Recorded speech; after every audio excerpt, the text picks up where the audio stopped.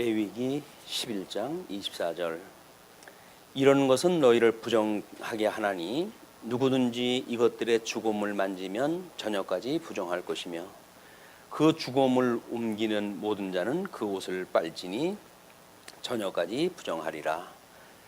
굽이 갈라진 모든 짐승 중에 쪽발이 아닌 것이나 새김질 아니하는 것의 주검은 다 내게 부정하니 만지는 자는 부정할 것이요 네 발로 다니는 모든 짐승 중 발바닥으로 다니는 것은 다 내게 부정하니 그 주검을 만지는 자는 저녁까지 부정할 것이며 그 주검을 옮기는 자는 그 옷을 빨지니 저녁까지 부정하리라. 그것들이 내게 부정하니라. 우리 23절까지가 부정한 그 짐승과 먹을 수 있는 그런 그 짐승에 대한 이야기라고 했다면, 지금 부정한 동물로 인한 오염이 어떻게 되어지며 그걸 제거할 때 어떻게 하는가라고 하는 문제로 이제 소개가 되어집니다. 지금 우리 레위기 출애굽기서부터 시작되어지는 이 율례와 규례 문제, 첫 번째 돌판과 두 번째 돌판으로 주셨던 그 규례 문제가 흐트러 놓게 되면 상당히 복잡한 내용으로 되어져 있어요. 그래서 아래다가 그 도표를 하나 소개해 드렸습니다.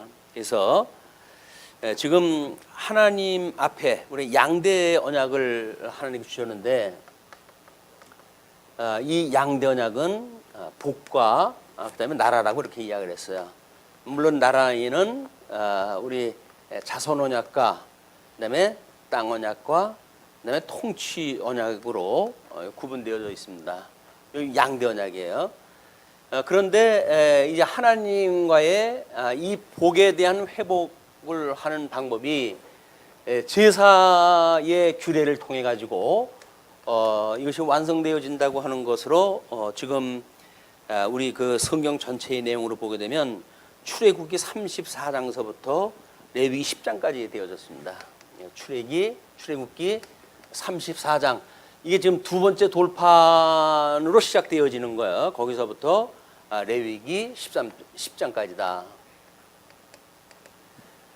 물론 이제 우리 19장서부터 출애굽기 19장서부터 33장까지는 첫째 반 그 돌판으로 해가지고 율례와 규례, 물론 계명과 율례와 규례를 주었었는데, 그거를 파하시고 하나님께서 두 번째 돌판을 가지고 새로운 이 제사의 규례를 주시고, 그 다음에 이제 나라에 대한 이걸 주셨단 말이에요. 그래서 이 제사에 대한 규례가 뭐 세 가지로 해가지고 이제 제단, 그 다음에 제물, 그 다음에 제사장, 이 세 가지의 그 내용으로 지금 구성이 되어져 있는 거예요. 그래서 우리 제사의 3대 요소를 통해 가지고 우리가 이 규례에 참여하게 되었을 때 하나님 앞에 거룩하다고 칭함을 받게 되어지는 사건이다. 그럼 이거는 이제 우리 온전하게 이루신 것이 예수 그리스도란 말이에요. 예수 그리스도께서 이걸 이루셨다고 한다면, 예수 그리스도께서 이 세 가지를 다 해가지고 뭐 이제 이 제물로 죽으시고 제단으로 부활하시고 그리고 이 제사장으로 해서 승천하심으로 해가지고 실체적으로 다 이루신 거 아니에요, 이게? 예수님 실체적으로 다 이루신 사건입니다.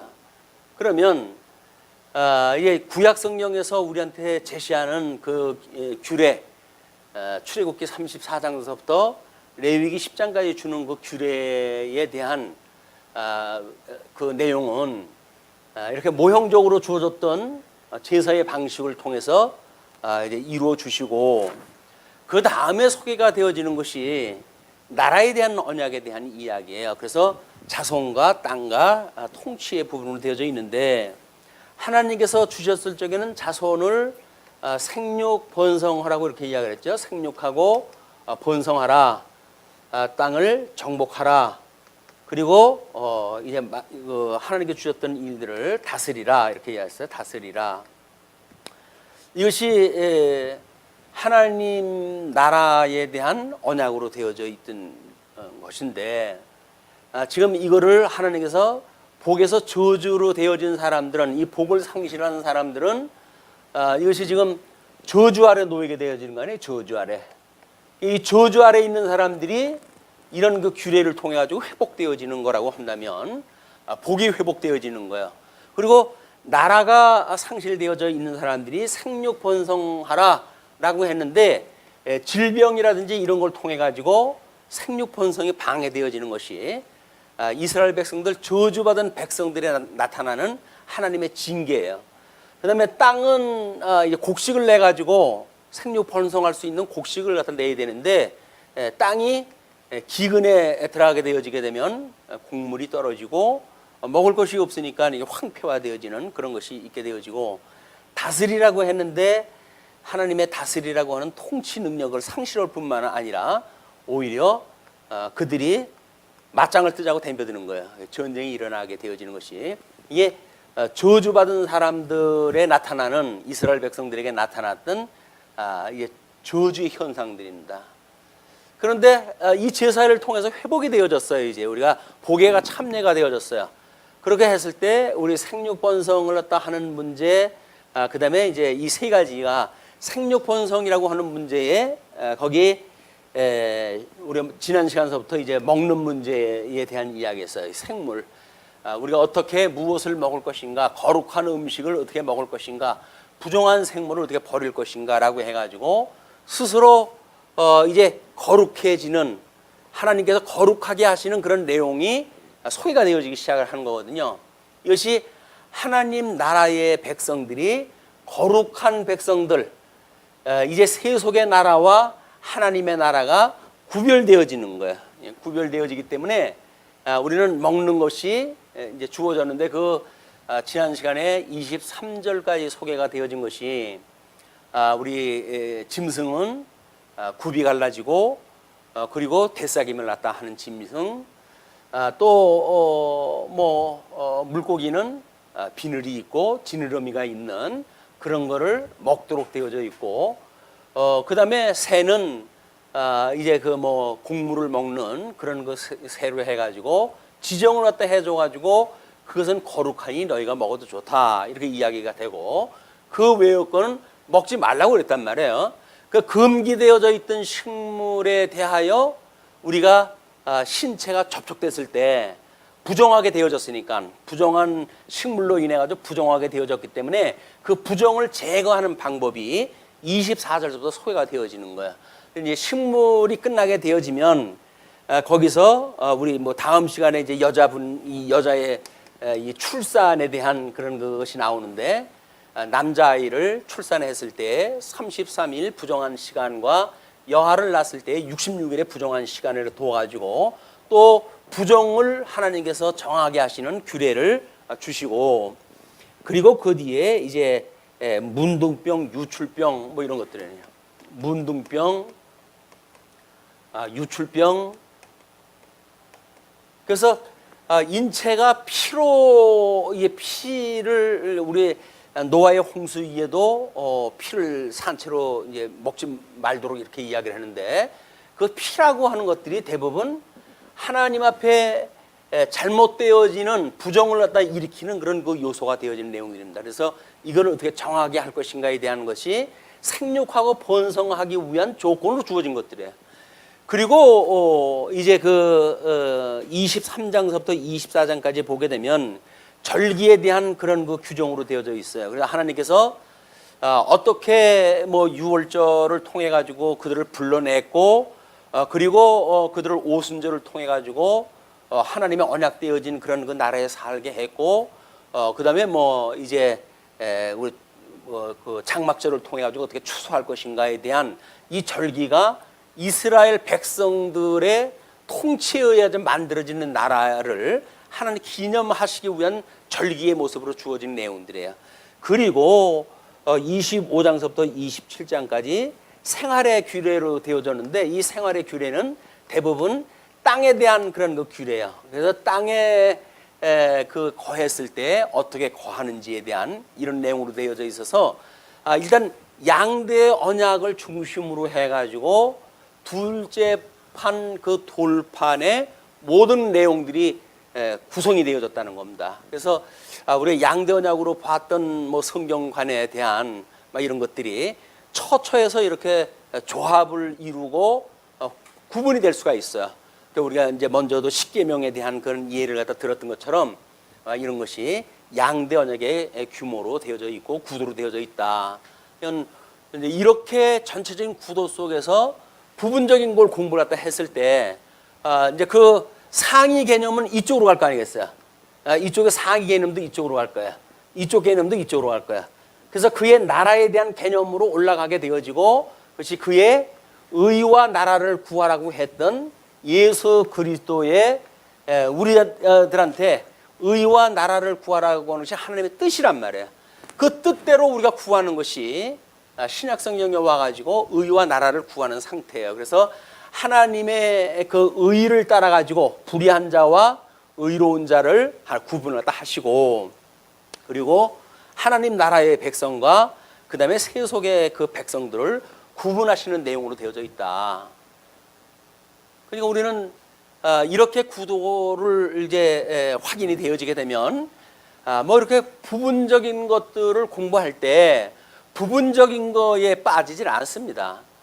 이런 부분적인 다양한 내용들이 이렇게 통일성 있는 목적을 향해 가지고 되어지고 그래서 궁극적으로 하나님께서 양대 언약을 통해 가지고 어떻게 행위 언약과 은혜 언약을 통해 가지고 택자와 불택자를 가르치는가라고 하는 것이 창세기로부터 요한계시록까지 이게 쭉 연결이 되어지는 거예요. 그냥 성경이 복잡하게 구분되질 않습니다. 우리는 나름대로 아주 규모가 있고 또는 통일적으로 되어져 있고 그리고 어느 성경도 빠진 것이 없는 다양한 내용들이 그대로 각 장에서 다 우리가 취급이 되어지기 때문에 우리가 그 상위의 제목을 무엇으로 잡을 것인가 라고 하는 것이 성경 자체가 이미 그 구조를 가지고 있다는 거예요. 그러니까 성경을 읽어나가면 읽어나갈수록 우리가 보고 있는 그런 그 구조 또는 상위 개념의 소제목들 이런 거에 의해 가지고 양대 언약이라고 하는 저 큰 언약의 줄기로부터 해가지고 요한계시록까지 이런 그 큰 흐름을 따라 가지고 우리가 공부하게 되어진다. 그런 맥락으로 봤을 때 어떤 부분적인 것 다양한 그런 내용 속에서 거기서 자체의 어떤 목적을 추구한다든가 이렇게 하는데 오해가 없게 되어지는 거야. 궁극적으로 하나님께서 언약대로 이루어 가시는 물론 이거는 예수 그리스도를 통해서 이루어 가시는 거기 때문에 메시아를 언약하시고 그 메시아가 성취함으로 해가지고 주님의 몸된 교회 예수 그리스도로 말미암아 여기 참여되어진 자들이 이걸 우리가 예수 그리스도의 이 사건을 믿는 사람들을 우리가 칭의라고 이렇게 이야기를 했어요. 이 복음을 믿는 사람들을 의롭다고 칭해 주시고 의롭다고 칭해 주시는 뿐만 아니라 우리들로 하여금 성화하도록 해 가심으로 해서 우리 주님이 오시는 그날까지 우리는 이 성령의 내용대로 하나님 앞에 거룩한 사람으로 하나님께서 살아가게 하신다는 거야.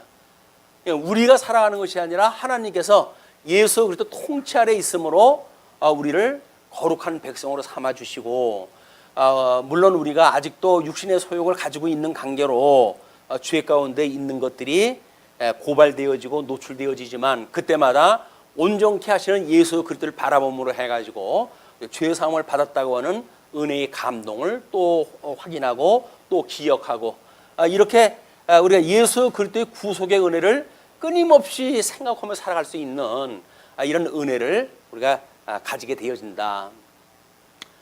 성경 자체가 그런 논리로 되어져 있어요. 성경만 우리의 그런 그 논리를 따라서 읽게 되어지게 되면 우리 이제 물론 서신서의 복음서를 통해 가지고 복음서에서 이걸 이루신 거 아니에요. 예수는 궁극적으로 이렇다고 한다면 우리 서신서를 통해 가지고 어떻게 주님의 몸된 교회를 견인해 가시는가 이것이 복음서의 구조와 서신서의 구조가 같다 그래요. 주제가 여기에 우리 네 가지 주제를 이야기를 했는데 직임, 신분, 사역, 품위 이 네 가지라고 그랬는데 복음서에서도 이 주제로 되어져 있고 서신서에도 여전히 이 구조로 되어져 있다. 그래서 천상에 계신 주님께서 성령을 보내주셔가지고 우리들로 하여금 하나님이 거룩하신 하나님이 우리를 어떻게 거룩하게 하시는지에 대한 이런 내용들을 우리한테 깨닫게 하시고 또 믿어지게 하심으로 해가지고 거룩한 성도로의 삶을 하나님께서 인도하신다. 우리는 아무것도 하는 게 없어요. 주님께서 허기하신 대로 하니까. 그래서 그것이 은혜의 감동으로 오게 되어지는 겁니다.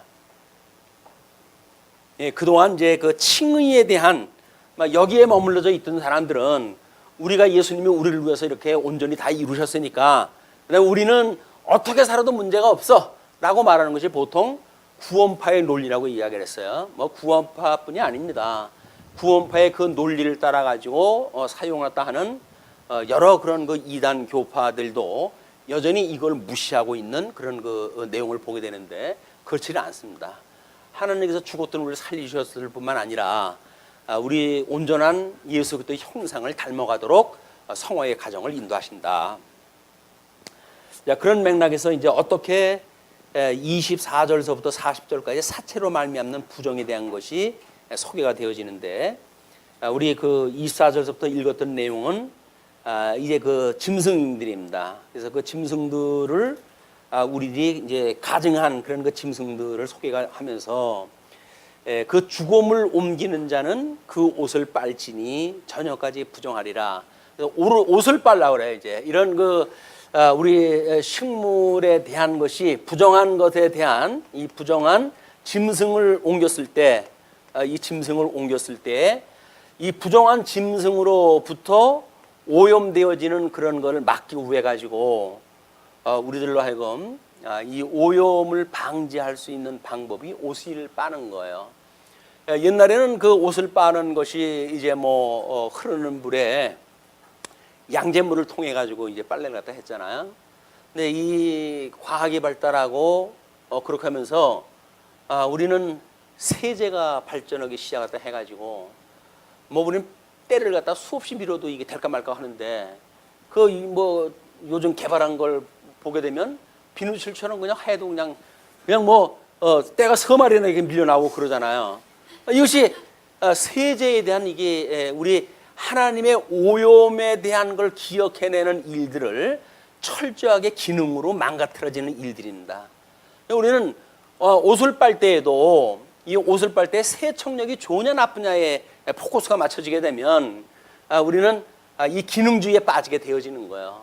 그래서 비록 얼룩이 남았다 할지라도 우리의 이 오염이 하나님께로부터 말미암아 정함을 받는다고 하는 걸 계시적으로 이해할 수 있는 이것이 돼야 되는데 단지 기능적으로 이제 밀어넣게 되면 결국은 세척력이 어느 게 더 좋으냐라고 하는데 포커스가 맞춰지고 그런 것이 심각해지게 되면 우리 가습기에 어떠한 용액을 집어넣는가 그래서 그 농도가 강하면 강할수록 사람이 죽는 거예요.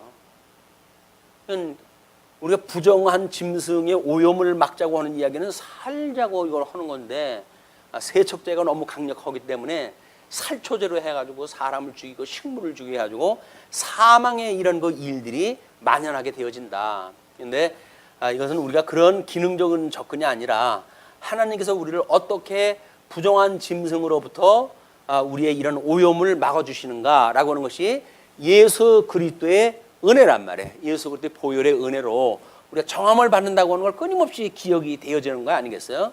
물론 여기서도 전부 죄에 대한 문제들이에요. 이 죄에 오염됐다고 하더라도 여전히 우리들에게 오호라 공고한 자로다. 누가 나의 사망의 몸에서 나를 건져낼까? 육신을 가지고 있기 때문에 어쩔 수 없이 오염될 수밖에 없는 한계가 우리한테 있으니까 그럼에도 불구하고 찬송하리로다. 왜? 우리 주님께서 그는 우리를 거룩하게 해가시는 것이 믿어지거든요. 그렇기 때문에 이렇게 찬송이 나오는 거예요. 우리가 이거 하나님이 용서해 주신다고? 그럼 죄를 더 져도 되겠네? 라고 하는 대로 가는 게 아니라고 그랬죠. 주님께서 우리를 이럼에도 불구하고 용서해 주신다고 하는 것이 기억나기 때문에 우리는 은혜의 감동을 받고 끊임없이 하나님 앞에 감사하도록 되어져 있지 죄가 많은 것에 은혜가 많대. 야, 죄를 더 짓자. 라고 하는 쪽으로 우리가 가지 않는다. 이제 우리가 이런 하나님으로 말미암아 이게 지금 육신을 입고 살아가는 우리의 삶의 전부 아닙니까? 의롭다고 칭함을 받았던 것은 순간적이에요. 이걸 우리가 협의적인 구원이라고 이렇게 구분을 다 했는데, 근데 이 광의적인 그런 거 구원에 보게 되면, 구원의 서정에 보게 되면, 우리 이 성화로부터 견인, 영화에 이르기까지 전 단계가 지금 우리의 삶이, 예수를 믿고 나머지 삶은 다 이겁니까? 이거예요. 예수 믿고 우리가 구원받았어요 라고 하는 거는 거의 순간적인 거예요. 하나님은 우리가 아버지라고 부르는 거기까지 이르는 거는 순간적인데, 나머지의 삶은 여전히 성화라고 하는 이 삶을 통해서 우리가 살아가게 되어지는 거기 때문에 이것이 끊임없이 우리들에게 오염을 줄 수밖에 없는 문화적 충돌을 우리가 이제 겪게 되어진다. 그래서 영적 전쟁이 끝없이 성도는 시작이 되어지는 거야. 이 성화라고 하는 그 이야기는 결국은 영적 전쟁입니다. 영적 전쟁. 우리가 이제 우리의 싸움은 혈과 육에 대한 것이 아니라 공중 권세 잡은 자들에 대한 거 아니에요. 공중 권세 잡은 자들에 대하여 영적 전쟁이 시작되어진 거기 때문에, 어떻게 하나님께서 우리로 하여금 거룩하게 하시고 또 죄의 그런 그 모습을 버리게 하시는가, 또 우리의 시험에 빠지지 않게 하시고 악으로부터 우리를 건져내시는가 라고 하는 것이 우리가 매일 묵상해야 될 우리의 삶이에요. 우리 시편에 보니까 작은 소리로 읊조리겠다라고 이야기하는데, 그 읊조리다라고 하는 것이 명상하다, 상고하다 그런 거 이야기거든요. 그냥 하나님의 말씀을 끊임없이 생각하는 것이 뭐냐면, 우리 주 예수 그리스도 나를 정케하셨어, 그 이야기예요. 그분이 나를 갖다 성화를 갖다 해가셔, 그 이야기예요. 어떤 죄를 진다고 하더라도 거기에서 주님이 나와 함께 하셔, 그걸 깨닫게 하시고 그 복음을 붙들고 살게 한다. 아까는 우리가 찬송을 부를 때 십자가를 붙들고 뭐 이렇게 우리가 이제 온전한 데 나간다고 이야기했는데, 십자가에 돌을 붙든다는 이야기가 뭐냐면 우리 주님께서 우리를 이렇게 거룩하게 해 가신다는 거예요. 이것이 주님께서 해 가시는 것이고 하나님의 뜻이니까 우리가 이렇게 살아가는 것이 좋은 거지, 우리가 하나님의 자녀라고 그러고 예수 그리스도 한 몸이라고 그러면서 거룩하게 되어지는 것이 나한테 불편하다, 좀 거북스럽다 라고 한다면 예수님하고 연합관계에 좀 문제가 있는 거예요. 그냥 예수님하고 우리가 한 몸을 이뤘다고 한다면 아버지가 좋아하는 것이 나도 좋고 아버지가 싫어하는 것이 내가 싫고 같은 뜻을 가지고 살아가게 되어지는 것이 영적 예배라고 이렇게 이야기해놨어요. 선한 뜻을 분별하고 믿음의 분량만큼 생각하고 주신 은사를 따라 살아가는 것이 영적 예배의 인격적인 우리 이제 삶이기 때문에, 영적 예배라고 하는 것은 곧 영적 전쟁입니다. 이것이 예배로 해가지고 주님께서 하나님 앞에 드려진 예배라고 한다면, 삶 속에서 끊임없이 우리가 관제물로 해가지고 여기에 이걸 우해가지고 우리 몸을 바치는 일이기 때문에, 우리 삶 속에서는 영적 전쟁, 영적 예배가 지속적으로 하나님의 은혜를 깨닫는 수단으로 주어진다. 자, 그렇기 때문에 이제 여기서 뭐 그것뿐만 아니라 네 발로 다니는 짐승뿐만 아니라 땅에 기는 길짐승 중에 내게 부정한 것은 이러하니 곧 두더지와 쥐와 큰 도마뱀 종류와 도마뱀 부치와 육지 악어와 도마뱀과 사막 도마뱀과 카멜레온이라.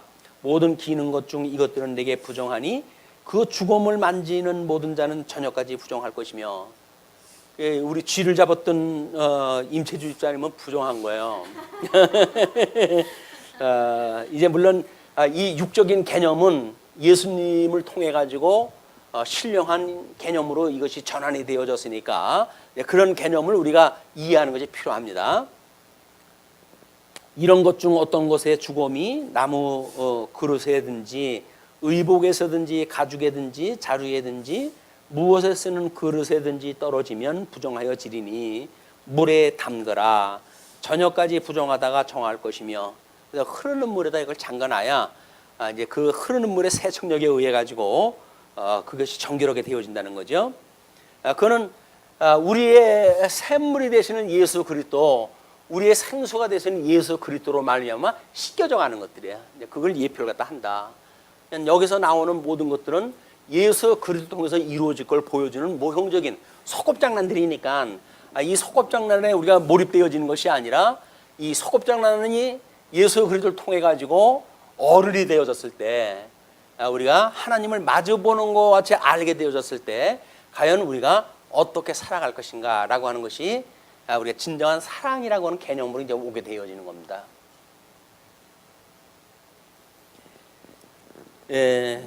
그 물에 담그면 깨끗하게 되는데 그것 중 어떤 것이 그릇에 떨어지면 그 속에 있는 것이 다 부정하여 지나니 너는 그 그릇을 깨뜨리라. 그래서 질그릇 같은 거, 만들기 쉬운 그릇, 싸구려 그릇, 이런 것들은 표면이 이제 거칠고 그러기 때문에 쉽게 세척이 안 되고 그러잖아요. 그러니까 그걸 깨트려 버리라는 거예요. 깨트려 버려라. 먹을 만한 축축한 식물이 거기에 담겼으면 부정하여질 것이요, 그 같은 그릇에 담긴 마실 물도 부정할 것이며, 이런 것에 주검이 물건 위에 떨어지면 그것이 모두 부정하여지리니 화덕이든지 화로이든지 깨뜨려 버리라. 이것이 부정하여져서 너희에게 부정한 것이 되리라. 생육 번성하게 하시기 위해서 생육 번성을 어떻게 유발시킬 수 있는 이 질병이 이제 그 저주의 상태로 나타나는 거기 때문에 어떤 그 전염병이 만연하게 되어지고, 그래서 그 질병 저주에 빠지게 되어지게 되면 생육 번성이 안 되어지니까 하나님께서는 생육 번성하라 하신 대로 생육 번성하게 하시는 방법을 이런 방법으로 좀 해가시는 거예요. 그리고 그 36절에 샘물이나 물이 고인 운동이는 부정하여지지 아니하되 그 죽음에 닿는 것은 모두 부정하여질 것이요.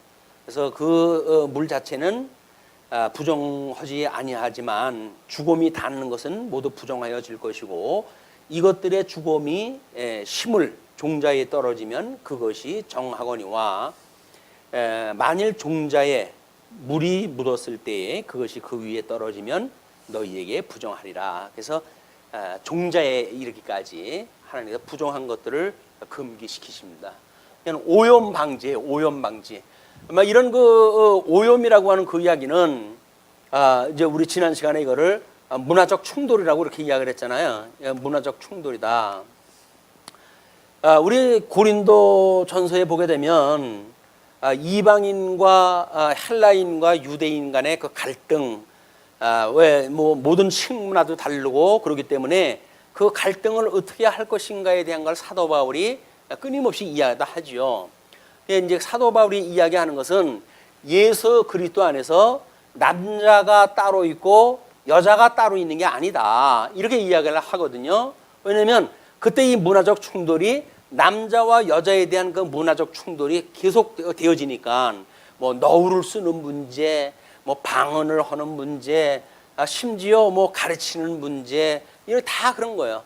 그래서 남자들이 뭔가 사회적인 그 지도층에 있었을 때 감수성이 이제 또 이제 높은 그 여자들이 아마 이런 걸 경계시키고 이런 그 일들은 남녀에 대한 그런 그 구별을 갖다 하는 것이 아니라 이 남녀가 그리스도 안에서는 이것이 차별이 없어요. 그러나 현 시대적으로 해서 문화적인 충돌이 있을 수 있으니까 그러지 말라 그 이야기예요.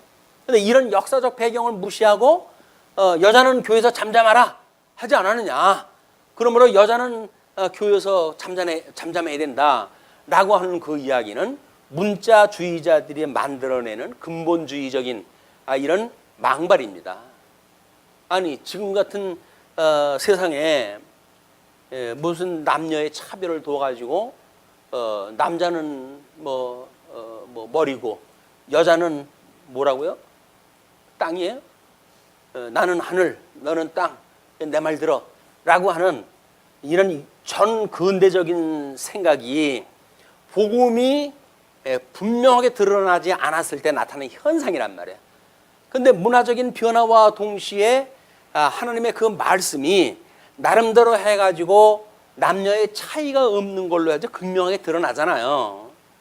요즘 뭐 이제 어떤 여자 뭐 목사님의 안수 문제라든지 이런 걸 근본주의에서는 결사반대합니다. 결사반대. 그리고 뭐 그 신학교에서 무슨 뭐 여자가 강대상에 올라오고 뭐 이러는 걸 얼마나 폄하하고 뭐 웃기는 얘기로 해가지고 하는지 몰라요. 그래가지고 사회 이슈가 되어지고 그러는데 그 사람들이 근본주의예요. 근본주의. 이 성경을 문자적으로 이해하는 데 그치는 역사적 배경이라든지 신학적 배경이라든지 하는 데까지 가지 못하는 이런 초보적 단계에 머물러져 있는 사람들이 고집을 부리는 거예요. 성경의 내용을 깊이 연구하다 보게 되면 이미 다 초월되어져 있는 개념이에요. 그리스도 안에서 그리스도만 남편이고 모든 성도가 여자지 무슨 거기 여자가 있고 남자가 있고 따로 있겠어요. 그걸 또 일반 계시적인 방법으로 지켜야 된다는 거야. 그럼 복음이 뭐가 필요 있어요? 예수님이 와가지고 복음의 진술을 다 가르쳐 줬는데 아직도 일반 계시적인 걸 통해서 복음을 우리가 깨달아 가야 되기 때문에 그걸 질서를 깨트리면 안 된다라고 이야기했다 하는데 그럼 예수님 오나 말하지.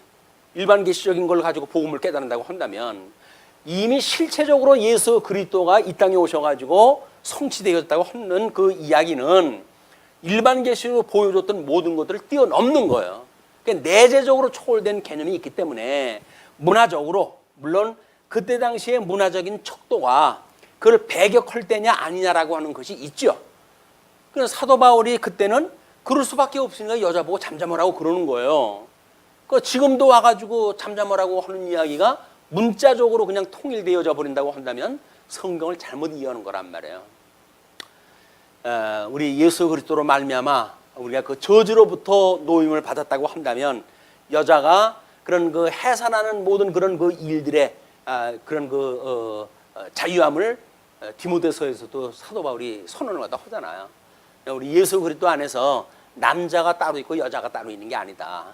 교회에서도 뭐 남전여비적인 어떤 그런 그 이야기를 농담 삼아 한다고 하더라도 그걸 바로 지적을 갖다 해야 돼요. 그렇게 해야 남자들이 버리장머리를 고쳐놓지 남자들은 자기네들이 이게 위에 있는 일이니까 얼마나 편해요.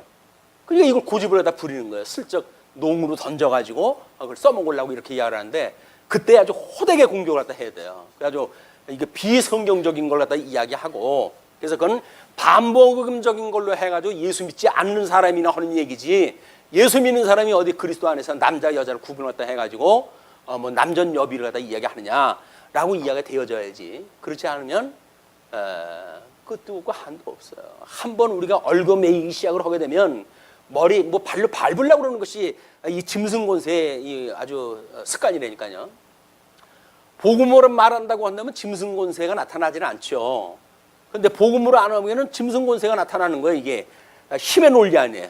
남자가 여자 위에 군림한다는 이야기 힘의 논리이기 때문에 그 힘의 논리에 의해 가지고 하게 되면 짐승의 권세고 짐승 권세의 특징은 죽는 데까지 밟는 거예요. 아무 소리 못할 때까지 밟아대끼는 게 짐승 권세의 특징입니다. 어느 정도 보면 놔둔다고요? 안 그래요. 아주 악을 있는 대로 써가지고 어떻게든지 잡아먹으려고 하는 것이 이 사망 권세의 그 습성이니까 끊임없이 우리가 복음을 붙들고 사는 게 중요하다. 이걸 놓치는 순간 우리는 종로로 설 수밖에 없어요. 문화적으로 또는 역사적으로 우리가 그런 삶을 살아왔고 우리가 이런 그 유교적인 그런 그 사상이 뭐 지금은 또 너무 이제 또 뭐 티니까 또 문제지만 뭐 얼마 전까지만 해도 남자들 참 살기 좋은 세상이었죠. 지 멋대로 뭐 살고 그랬으니까. 그 누가 뭐 아무 소리도 못 하잖아요. 그래서 여자가 이렇게 사는 것이 이렇게 사는 게 미덕이지 라고 해서 참고 살아왔으니까. 그러나 제도적으로 해가지고 한 번에 뒤집혔어요. 이것이 뭐 인권 운동에 의해서 만들어지는 것도 아니에요. 어떤 그 문화적 바람을 하나님께 불어넣으시게 되면 단순간에 바뀌어버리잖아요. 아니 뭐 시댁 문화라든지 뭐 이런 것들이 하루아침에 바뀌었어요. 요즘은 시어머니들이 쩔쩔쩔쩔 매요. 왜? 이 문화가 배란간 바뀌어버리니까.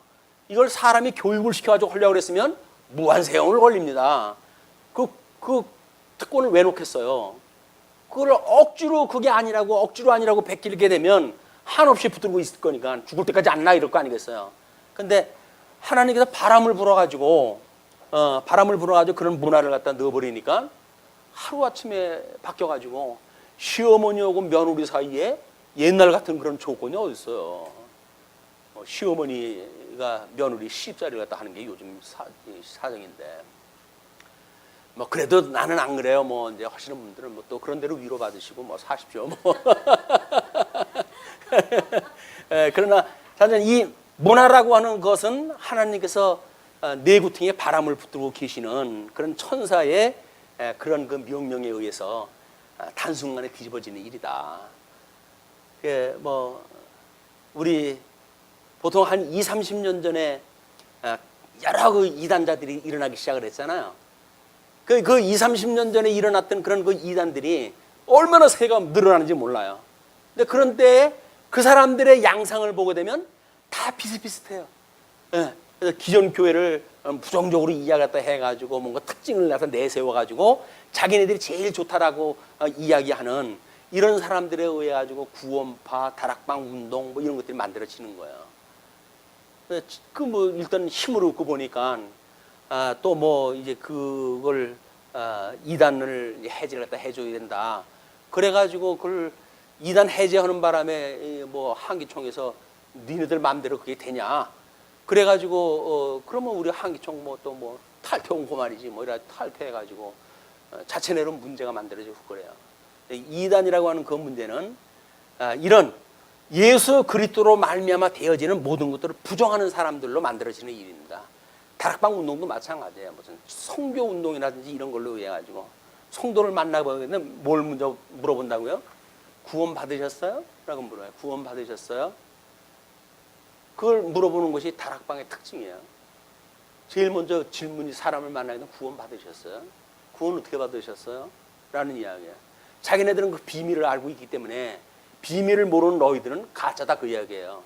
그래가지고 특별한 그런 그 조직을 만들어내가지고 그래?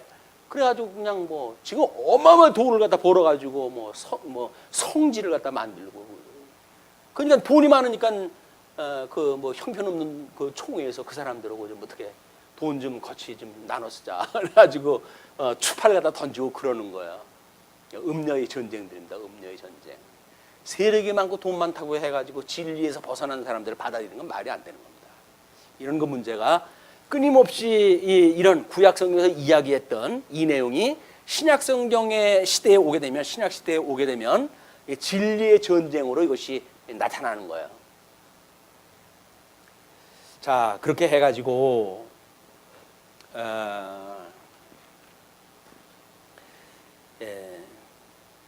그 39절 보시게 되면 너희가 먹을 만한 짐승이 죽은 때에 그 죽음을 만지는 자는 저녁까지 부정할 것이며 그것을 먹는 자는 그 옷을 빨 것이요 저녁까지 부정할 것이며 그 죽음을 옮기는 자도 그의 옷을 빨 것이요 저녁까지 부정하리라.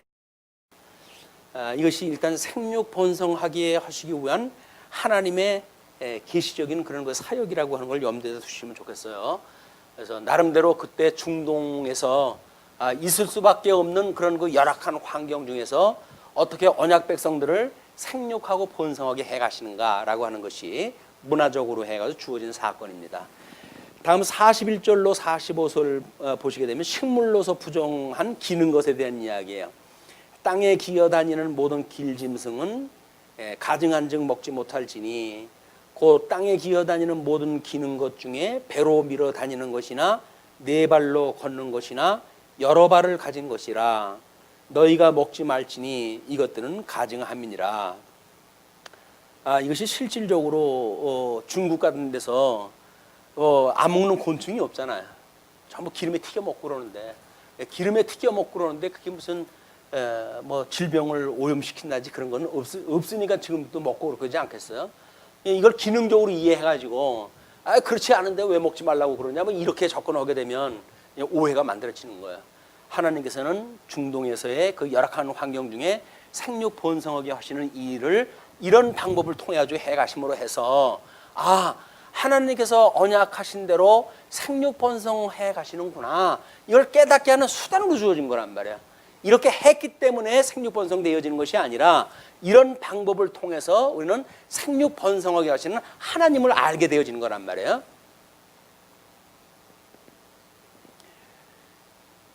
41절 땅에 기어다니는 이제 그 짐승에 대한 것이 43절 너희는 기는 바 기어다니는 것 때문에 자기를 가증하게 되게 하지 말며 또한 그것 때문에 스스로 더럽혀 부정하게 되게 하지 말라. 그래서 베드로가 옥상에서 기도하다가 부정한 그 보자기의 음식을 내려줬을 때 하나님께서 내가 정하다고 하는데 네가 왜 부정하다고 하느냐라고 하는 것이 이 문화적 충돌이라고 하는 것이 지금 가나안 땅에 이 사람들이 들어가 살게 되어진 거 아닙니까? 그러니까 가나안 땅에 나머져 있는 사람들의 문화를 그냥 수용하게 되어지게 되면 이제 우상을 섬기는 일이 확장되어지는 거 아니에요.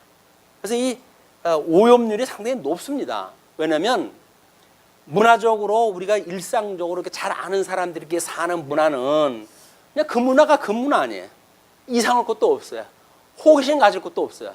그런데 특별한 문화를 만나게 되면 호기심이 작동을 하는 거예요. 호기심을 작동을 하게 되면 가나안 여자들이 왜 이렇게 섹시하게 보이는지, 그러니까는 이스라엘 백성들의 남자들이 이방인 여자를 갖다가 자기 부인을 맞아들이고 시작을 하는 거예요.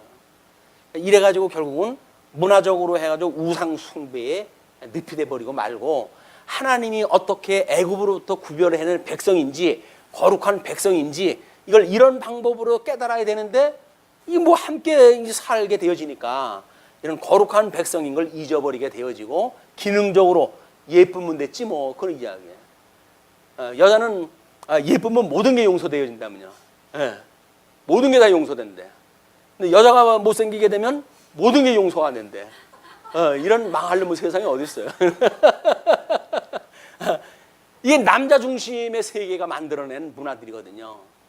거기에 또 뭐 여자는 그렇다고 해가지고 남자들 보기에 좋은 걸로 해가지고 꾸미기 시작을 하게 되면 당신은 나의 상전입니다 해가지고 이 밑으로 들어가는 거예요. 여자도 여자 나름대로의 특징을 가지고 내가 왜 너한테 예쁘게 보여야 되는데 뭐 이런 어떤 독자적인 자기 정체성을 가지고 살아가야 될 거 아니겠어요? 외모를 꾸려가지고 남자한테 보이는 게 아니라 우리가 어떤 문화를 가지고 어떠한 신학에 대한 세계, 하나님에 대한 지식 이런 걸 가지고 있는 거에 따라서 우리가 우리의 위치를 갖다 정리를 갖다 해야지 겨우 외모를 꾸며가지고 그쪽에 뭐 비위나 맞추고 이렇게 산다고 한다면 그게 바로 종안의 노예고 그런 것부터 우리가 스스로 자유를 느껴야 돼요. 남자들이 요구하는 걸 스스로 거부를 갖다 해야 돼요. 여자분들이 머리가 긴 게 예쁜데 그래서 이 더위에 내가 길르랴? 라고 해가지고 짧게 깎는 용기가 필요하단 말이에요. 근데 남자가 뭐 이 긴 머리 좋아한다고 그래가지고는 더운데도 불구하고 긴 머리를 고수하고 남자 버릇 나빠진다니까요. 남자가 원하는 대로 해주면 안 돼요. 여자의 이 정체성, 주체를 가지고 자기의 삶을 자기가 만들어 가야 된다. 이 예수 그리스도 안에서 이 믿음의 분량 살아가는 거지. 뭐 또 뭐 사랑하고 믿음이 어린 자가 그러는데 시험 들게 또 뭐 그렇게 하지 마시고.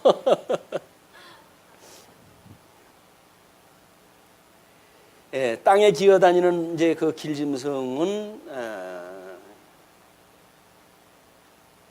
45절 나는 너희의 하나님이 되려고 너희를 애굽 땅에서 인도해낸 여호와라. 그냥 칭의가 뭐야 이게? 예수 그리스도 종로로 타고 있던 이스라엘 백성들 죽었던 우리를 살리셨다 그 이야기 아니겠어요?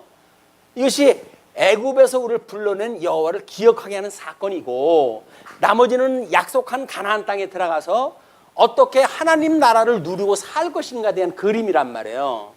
그러니까는 예수 그때의 초림의 사건과 그 다음에 이제 재림하실 때까지 오순절 맥주절을 그 기점으로 해가지고 가나안 땅에 살아가는 이스라엘 백성들의 하나님 나라를 통해 배우는 그런 그 과정이 구별되어져 있는 거예요.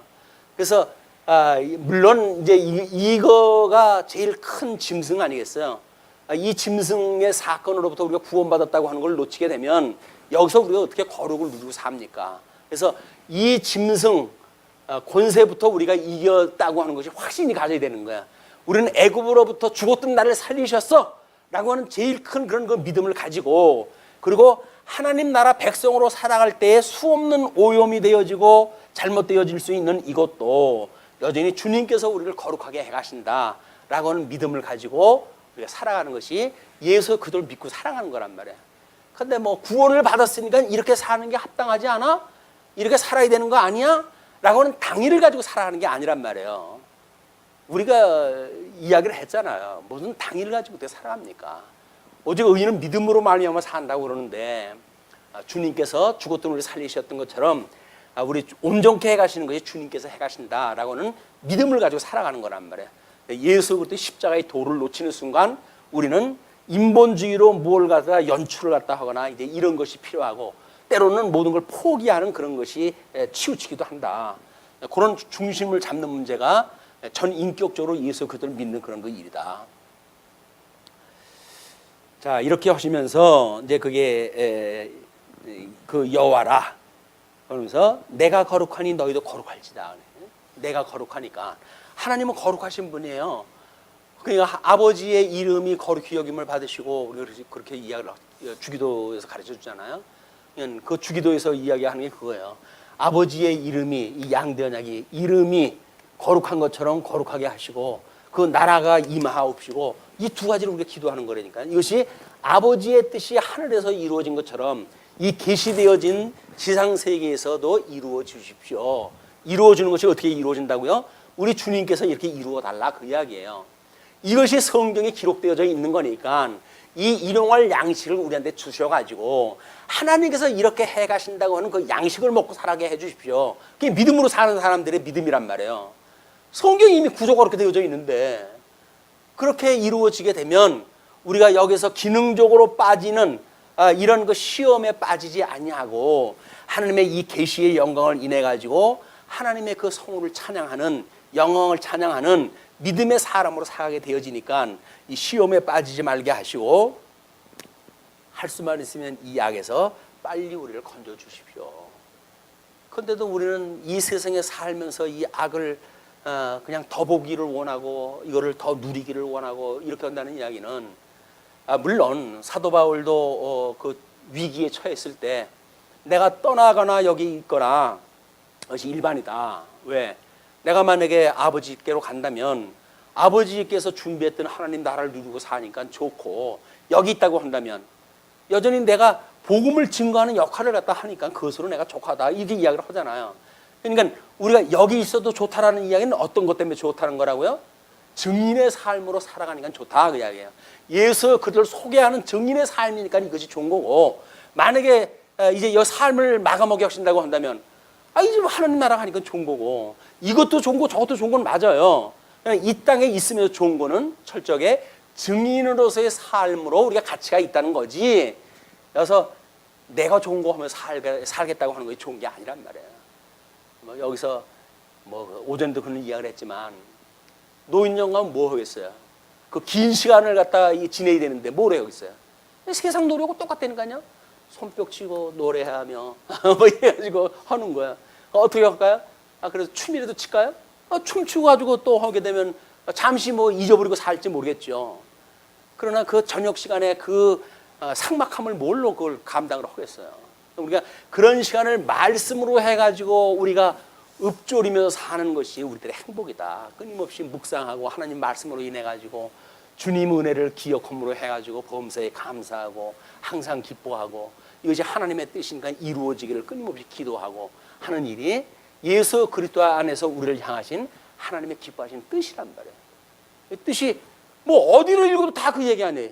이 다양한 이야기가 결국은 상위 개념으로 가서 양대 언약으로 주신 거니까 우리는 이런 지엽적인 우리의 삶의 하나하나의 문제까지도 여전히 주님께서 이루어가신 실천 신학적으로 이것이 해석이 되어진다.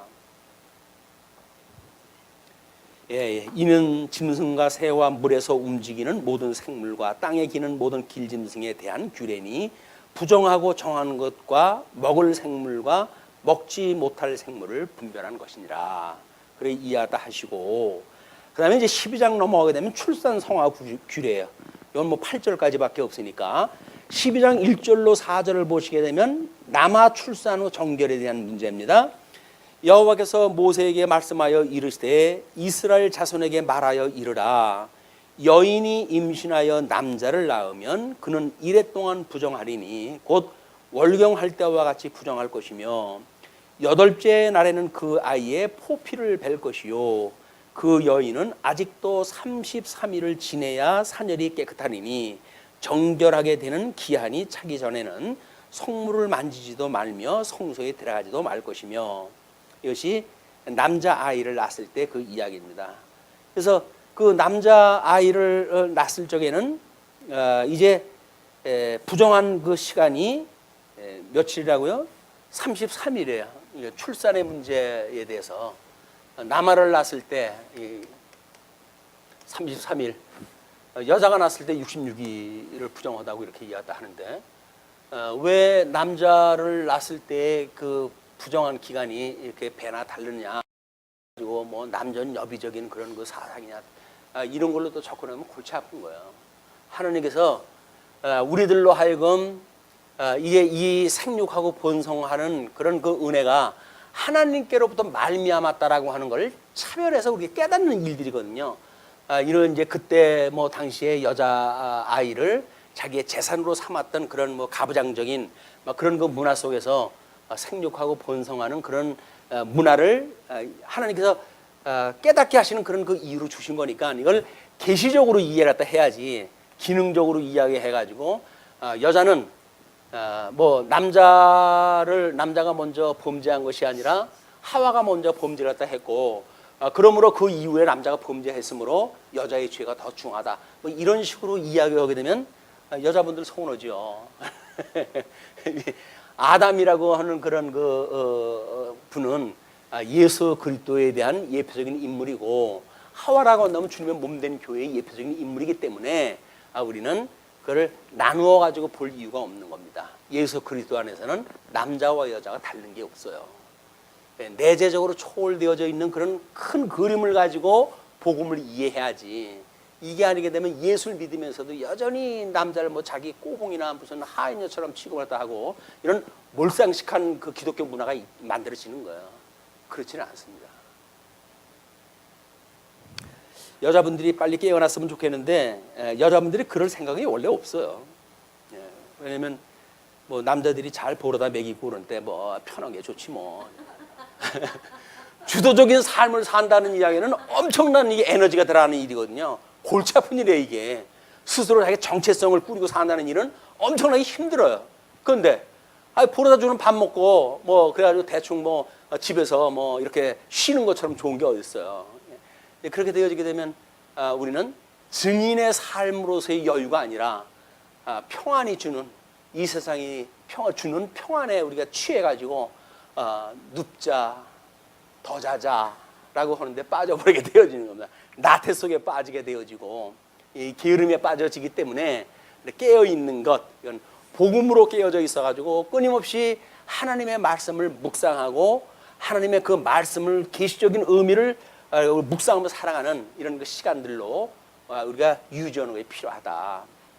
이건 너무 소중한 시간들 아닙니까 이게? 네, 뭐 무슨 일을 갖다 상관없어요. 뭐 가사를 갖다 하실 적에도 상관이 없어요. 텔레비를 봐도 상관이 없고 다 상관없어요. 그때 끊임없이 이걸 계시적으로 이해를 갖다 하는, 복음을 갖다 이해하는 일들이 필요하다. 5절은 여와 출산 후 정결에 대한 문제입니다. 여자를 낳으면 그는 2일에 동안 부정하리니 월경할 때와 같을 것이며 사년이 깨끗하게 되면 66일을 지내야 하리라. 6절로 8절 정결례에 드릴 예물이에요. 아들이나 딸이나 정결하게 되는 기한이 차면 그 여인은 번제를 위하여 1년 된 어린 양을 가져가고 속죄제를 위하여 집부들기 비둘기나 새끼나 산비둘기를 회막문 제사장에 가져갈 것이요, 제사장은 그것을 여호와 앞에 드려서 그 여인을 위하여 속죄할지니 그리하면 사녀리 깨끗하니라. 이는 아들이나 딸을 생산한 여인에게 대한 규례니라. 그 여인이 어린 양을 바치기에 힘이 미치지 못하면 산비둘기 2마리나 집비둘기 새끼 2마리를 가져다가 하나는 번제물로 하나는 속죄제물로 삼을 것이요, 제사장 그를 위하여 속죄할지니 그가 정결하리라. 예수님은 가난하신 분이 돼가지고 양으로 이 규례를 지키지 못하고 이제 비둘기로 해가지고 규례를 지켰던 일이 신약성경에 나오죠. 그러니까 예수님이 이제 이루실 것에 대한 예표적으로 보여줬던 사건들입니다. 정결하게 되어지는 사건. 예수님이 실질적으로 이 공생의 사건을 통해 가지고 구약 성경에서 요구했던 이 세사의 삼직을 완성으로 해가지고 이루신 사건이에요. 그래서 예수님이 이루셨다고 하면 예수님만 붙들고 있으면 되는데 쓸데없이 뭐 여자는 33일, 남자는 33일이고 여자는 66일이니까 해가지고 지금도 이런 어떤 구약적인 내용들을 문자적으로 우리가 그대로 이해를 해가지고 이걸 적용시킨다는 이야기는 매우 지혜로운 이야기는 아니다. 뭐 우리 그 제7회 안식일교회 어떤 그 의학 박사께서 우리가 먹거리를 갖다 해가지고 먹는 것만 성경에서 먹으라는 것만 먹으면 건강하다. 뭐 이렇게 해가지고 식문화에 대한 소개하는 그 뭐 분이 계시잖아요. 그분이 끊임없이 구약적인 걸 갖다 그대로 끌어다가 들여가지고 우리 지금 건강의 원리를 갖다 이용하다 하는 거야. 그게 기능주의에 빠지는 것이다. 설사 그럴지라도 그걸 기능주의로 빠지게 되면 그거는 복음이 아닌 거야. 해석은 이것이 계시적으로 이해가 되어지고 그리고 뭐 그것이 어떤 그런 먹는 음식이 나름대로 순결하고 야성이 짙고 뭐 우리 인간하고의 그런 가까운 짐승이고 라고 하는 걸 우리가 먹는다고 한다면 또 모르되 그걸 성경에 이렇게 이야기를 했기 때문에 이것이 건강의 원리다 뭐 이렇게 이용하려고 하는 것은 기능주의에 빠지는 오류가 있다. 남자아이를 낳으면 8일째 만에 그 할례를 하도록 이렇게 되어져 있어요. 예수님도 이 할례에 대한 문제 때문에 이 할례의 문제는 뭡니까? 생육하고 번성하라고 하는 것이 우리 예수님으로 와가지고는 이것이 마음의 할례를 할지니 그러잖아요. 그러니까 마음의 할례가 되어진다는 영적으로 해서 생육 번성을 다 하는 그런 걸 이야기했다 하는 거예요. 그래서 뭐 할례라고 하는 그런 그 구약적 그런 문화를 현재 또 뭐 우리가 이제 어떻게 이용하는가 뭐 아주 기능적으로 접근했다 하고 뭐 이렇게 하는 거는 그렇게 지혜롭지는 않습니다. 하고 싶으면 하고 말고 싶으면 마세요. 그건 어떤 성경의 진리하고 전혀 상관이 없는 일이다. 네. 오늘 여기까지 할까요? 기도하시겠습니다.